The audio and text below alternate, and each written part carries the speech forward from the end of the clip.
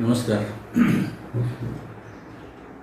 IT skills for smart teaching या उपक्रमामध्ये rotary club शिवखंडा यांनी आपल्या तालुक्यातील प्राथमिक माध्यमिक शिक्षकांच्यासाठी हा उपक्रम सुरू केलेला आहे आणि या उपक्रमाच्या माध्यमातून डिजिटल जे नवीन मीडियम आता यायला लागले पुढे आणि विशेषतः कोरोना काळामुळे ज्याची गरज निर्माण झालेली आहे ती सर्व स्किल्स आपल्यात कशी येतील या दृष्टिकोनातून त्यांनी प्रयत्न चालवलेला आहे. आता ही तात्पुरती सोय आहे. डिजिटल माध्यमामधून पूर्ण वेळ शिक्षण देणं किंवा सर्व विषयांचं शिक्षण देणं ही अवघड गोष्ट आहे आणि त्यामुळे शिक्षकांना डिजिटल माध्यम हे काही पर्याय होऊ शकत नाही. यावर एक प्रकारे शिक्कामोर्तब झाले असं म्हटलं तर ते काही वावगं नाही. थोडक्यात शिक्षकाचं महत्त्व हे कोठारी आयोगानं एका वाक्यामध्ये सांगून ठेवलेलं आहे. तो आयोग असं म्हणतो की destiny of India is shaped in the 4 walls of the classroom. याचा अर्थ काय? याचा अर्थ असा की भारताचं भवितव्य हे वर्गाच्या 4 भिंतीमध्ये घडतं. 4 भिंतीमध्ये घडतं म्हणजे आपोआप घडत नाही आहे, तर त्या ठिकाणी उपस्थित असलेला शिक्षक हे घडवत असतो. तेव्हा देशाचं भवितव्य हे तुमच्या सर्वांच्या हातामध्ये आहे असा ह्या वाक्याचा अर्थ आहे आणि ते महत्त्व काही डिजिटल माध्यमामुळं कमी झालेलं नाही आहे. उलट कोरोना काळ संपल्यानंतर उरलेल्या वेळेत जेव्हा शाळा सुरू होतील तर त्या उरलेल्या वेळेमध्ये तुम्हाला अभ्यासक्रम पूर्णांशानं पूर्ण करणं ही मोठी जबाबदारी असणार आहे याची जाणीव तुम्ही ठेवणं गरजेचं. आपण गेल्या 2 सेशनमध्ये शिक्षण या प्रक्रियेविषयी बोललेलो होतो आणि त्या प्रक्रियेचं मी त्रिकोणी पिरॅमिड असं वर्णन केलं होतं.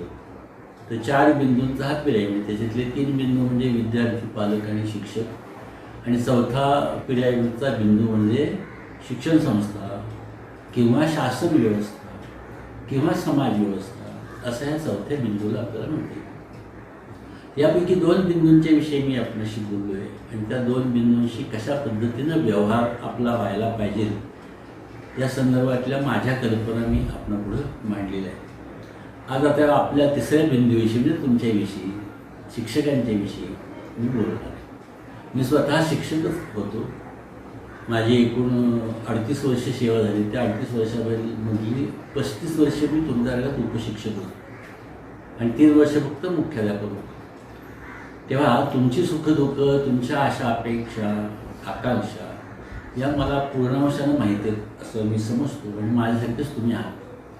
म्हणून तुमच्याशी हे मी मुख्यतः हितगुज आज करणार आहे. तर शिक्षक जो आपला आहे हा शिक्षक कसा असावा, माझ्या या संदर्भातल्या कल्पना काय आहे ते मी आपल्यापुढं मांडण्याचा प्रयत्न करतो. समाजानं तुमच्याकडे विद्यार्थी सोपवले. समाज म्हणजे पालक आपण घेऊया, त्याचं एक लहान रूप पालक. ह्या पालकांनी मुलांना तुमच्या ताब्यात दिलेलं आहे. तर मुलं ही तुम्हाला मिळालेलं रॉ मटेरियल आहे आणि ह्या रॉ मटेरियलपासून तुम्हाला फिनिश्ड प्रॉडक्ट तयार करायचं आणि त्यासाठी वेळ तुम्हाला आहे 12 वर्ष. 12 वर्षामध्ये 1ली ते 12वीपर्यंत शिक्षण म्हणजे 18 वयापर्यंत शिक्षण आपल्याला द्यायचं आहे आणि त्याच्यातनं फिनिश्ड प्रॉडक्ट तयार करायचं. आता हा जो प्रॉडक्ट तयार व्हायला पाहिजे तो कसा असला पाहिजे, काय कल्पना आहे? शासनानं आपल्याकडून जी अपेक्षा केलेली आहे ती अशी केलेली आहे की 18 वर्षानंतर किंवा 12वीनंतर बाहेर पडणारा विद्यार्थी हा कसा असावा, तर तो समाजाचं देणं ऋण मान्य करणारा असला पाहिजे आणि या समाजाचं मी काहीतरी लागतो आणि ते फेडणं माझं प्रथम कर्तव्य आहे यावर त्याचा विश्वास असला पाहिजे किंवा समाज ऋण मान्य करणारा असा तो असला पाहिजे. त्याचं चारित्र्य उत्तम असलं पाहिजे. तो नेहमी इतरांना मदत करणारा असा असला पाहिजे. त्याच्यानंतर जे जे काही आपल्याजवळ आहे ते ते समाजाला मी देणं आहे, राष्ट्राला मी देणं आहे, अशा प्रकारचा विचार करणं असला पाहिजे. अशा सगळ्या शासनाच्या म्हणजेच समाजाच्या म्हणजेच पालकांच्या अशा कल्पना असतात आणि ह्या कल्पनेतनं आपला हा विद्यार्थी हा राष्ट्रभक्त, उत्तम चारित्र्यशील, नीतिमान, प्रयोगशील असलेला, सतत वरच्या दिशेनं मार्गक्रमण करू इच्छिणारा, अशा पद्धतीचा आरोग्यसंपन्न, आरोग्यसुद्धा एक महत्त्वाचा घटक त्याच्यामध्ये, आरोग्यसंपन्न अशा पद्धतीचा हा घटक बनला पाहिजे अशी ही सारण करतो.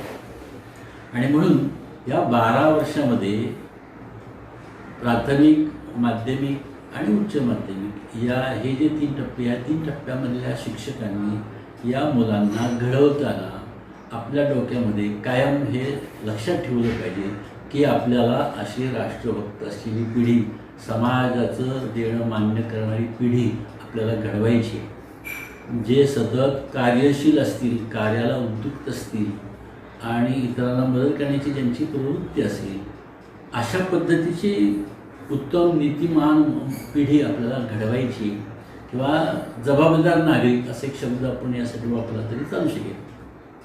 तर देशाचा जबाबदार नागरिक आपल्याला घडवायचा आहे याची जाणीव ठेवून प्रत्येक शिक्षकानं आपापल्या स्टेजवर, आपापल्या पायरीवर हे काम केलं पाहिजे. आणि असं काम करण्यासाठी तुमच्यावर मोठी जबाबदारी आहे याची जाणीव ठेवून तुम्ही काय केलं पाहिजे, काय अपेक्षित आहे, तर त्याबद्दलच्या माझ्या मी कल्पना आता इथून पुढं तुमच्याशी मी शेअर करतो, मी मांडतो, संवाद साधण्याचा प्रयत्न करतो.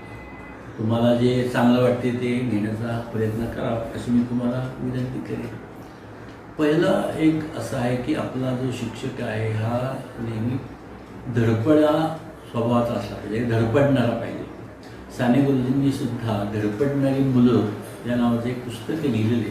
त्या पुस्तकामध्ये आपल्यासारख्या शिक्षकाचंच वर्णन आहे की जी मुलं धडपड करत असतात, म्हणजेच प्रयोगशील असतात, नवीन नवीन नाविन्यपूर्ण गोष्टी आणण्याचा प्रयत्न करतात आपल्या दैनंदिन कामकाजामध्ये, ते ती नेहमी पुढे जातात. तेव्हा शिक्षक या नात्यानं तुम्ही नाविन्यपूर्ण काम केलं पाहिजे ना, त्यासाठी नवोन्मेष निर्माण करण्याचा प्रयत्न केला पाहिजे.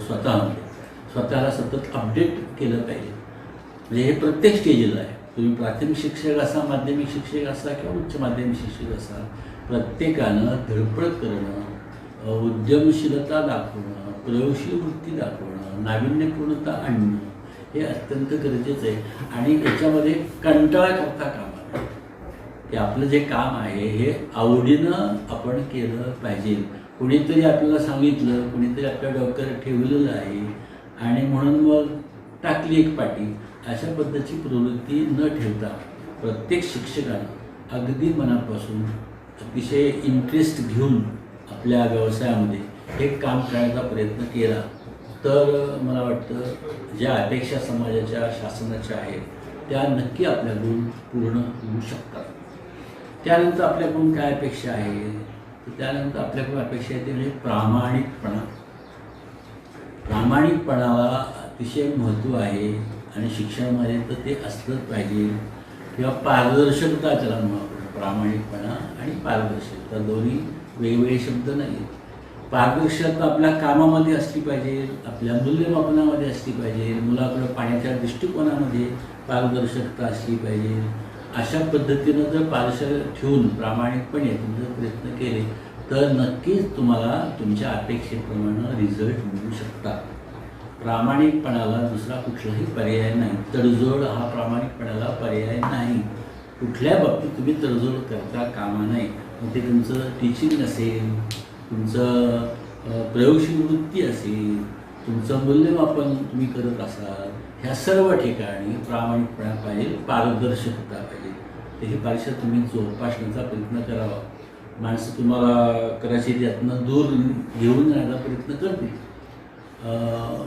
कोण तुमचं कौतुक करणारे असं तुम्हाला नाराज करण्याचा प्रयत्न करतील. पण तसं न होता प्रामाणिकपणा हे आपल्या शिक्षकाचं एक परम कर्तव्य आहे असं समजून तुम्ही ते जीवापाड जोपासा.